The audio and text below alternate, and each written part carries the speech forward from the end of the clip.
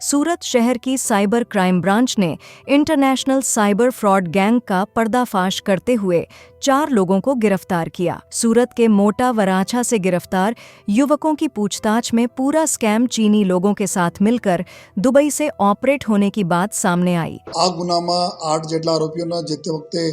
તપાસ દરમિયાન તક પકડી લેવામાં આવેલા હતા અને પછી એના માસ્ટરમાઇન્ડ કોણ છે, પોલીસને એવી ઇન્ફોર્મેશન હતી કે દુબઈમાં અમુક લોકો બેઠા છે જો એના માસ્ટરમાઇન્ડ છે, જો પૈસાના સાયફનિંગ કરે, જો પૈસા એકાઉન્ટમાં જાય છે અને ત્યાં નિકાળે છે। આ જ બારેમાં જો પોલીસની ટીમો જો સતત પૂરી મહેનત કરતી હતી। દરમિયાન 22 ઓક્ટોબરના દિવસે આપણા આ ગેંગના બીજા મોડ્યુલ પકડવામાં સાયબર ક્રાઇમ પોલીસને જો સફળતા મળી, જેમાં જ્યારે આ પોલીસ રેડ કરી આપણા મોટા વરાછા વિસ્તારમાં સ્વાધ્યાય કોમ્પ્લેક્સ આવે છે ત્યાં આપણા 107 નંબરના એક ઓફિસ હતી, ત્યાં 3 લોકો પકડાયા, જેના એક નામ હતા અજય ઇટાલિયા, બીજા હતા જલ્પેશ રવજીભાઈ નડિયા અને ત્રીજા વિશાલ ભાઈ ઠુમ્મર હતા। આ જો 3 આરોપીઓ પકડાયા, જે તે સમયે જો એના પાસેથી ઘણી બધી એવી ચીજો મળી જાય તો લાઈવ જો એકાઉન્ટમાં પૈસા ટ્રાન્સફર થતા હોય એવા કુલ 261 मतलब 261 જેટલા ઓનલાઈન નેટ બેન્કિંગ ચાલુ હતી। એના જો જેટલા બી લેપટોપ્સ વગેરે ત્યાંથી અમે લોકોને મળ્યા, મોબાઈલ ફોન્સ મળ્યા અને એના સતત જો પૈસાના ટ્રાન્સફરના કામગીરી ચાલુ હતી જોઈએ। તો કુલ આ 261 જેટલા અગર એક સાથે એકાઉન્ટ કામ કરતા હોય, નીકળતા હોય તો એના સમજી શકાય કેટલા મોટા પૈસાના જો ટ્રાન્ઝેક્શન થતા હતા। એના જ હિસાબથી ટોટલ પોલીસના ફર્ધર ઇન્વેસ્ટિગેશન ચાલુ થઈ, અલગ અલગ ટીમો બનાવવામાં આવી જોઈએ અને ટીમો બનાવીને જો પોલીસ ક્રાઇમ બ્રાન્ચની ટીમ, સાયબર ક્રાઇમની ટીમ અને બધા ટીમો સાથે કામ કરી તો આમાં ટોટલ તપાસ દરમિયાન કુલ અમારા વોન્ટેડ આરોપી જો આ હતા ટોટલ કુલ 4 જેટલા આરોપીઓ બીજા જો છે મેઇન માસ્ટર માઇન્ડો છે,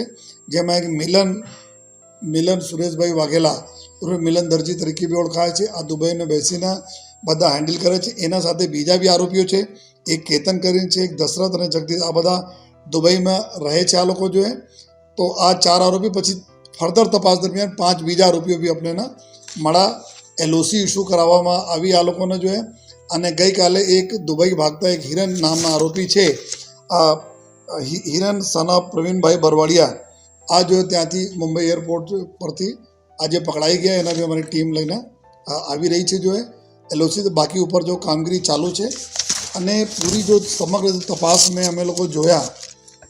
જ્યારે ઇન્ટ્રોગેશન ચાલુ થયા ત્યારે અમને ખબર પડી કે આ લોકોના જો અમે જેટલા બી નંબરો મળે છે એકાઉન્ટ નંબર્સ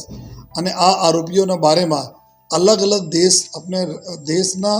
અલગ અલગ રાજ્યોમાં ઘણી બધી અરજીઓ આવી છે, એકાઉન્ટના વિરુદ્ધમાં આવી છે। અમુક જગ્યાએ ઘણા બધા FIRઓ આ લોકો પર થયા છે। જે તે વખતે જ્યારે અમે લોકો આ બધા પકડાયા એના પાસેથી કુલ 180 જેટલા પાસબુકો મળી હતી, 30 ચેકબુક મળી હતી, 258 સિમ કાર્ડ મળેલા હતા અને અલગ અલગ બેંકના 86 જેટલા ડેબિટ કાર્ડ આપણને મળેલા હતા જોઈએ। અને પછી ટોટલ જો ટ્રાન્ઝેક્શન અત્યાર સુધી તપાસમાં 111 કરોડ રૂપિયાના આવેલા છે કે 111 કરોડ રૂપિયા, 111 કરોડ રૂપિયાથી વધુ રકમના આ લોકો જો આ જ બેંકોના એકાઉન્ટ મારફતે આ લોકો ટ્રાન્ઝેક્શન કરી ચૂક્યા છે જોઈએ। અને પછી જો જ્યારે તપાસ દરમિયાન જો 3 અમે ઓર અરજદારો અમારા પાસે આવ્યા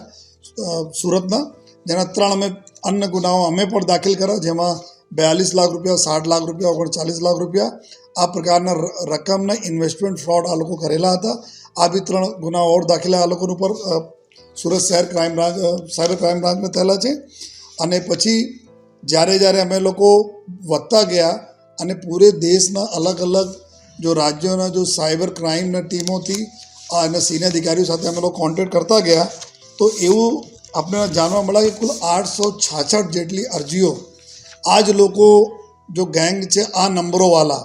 આ નંબરો જે એકાઉન્ટ નંબરો છે, મોબાઈલ નંબરો છે, આ બધાની વિરુદ્ધમાં 866 જેટલા અરજીઓ આવી છે। અને અત્યાર સુધી આમાં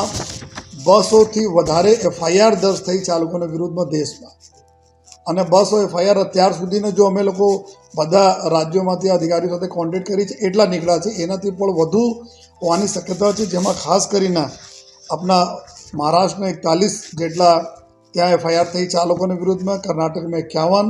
તેલંગાણામાં 51, તમિલનાડુમાં 10 અને અન્ય રાજ્યોમાં 8, 10, આંધ્રપ્રદેશ, રાજસ્થાન કુલ 16 જેટલા રાજ્યો અને યુનિયન ટેરિટરીમાં ગુના દાખલ થયેલા છે।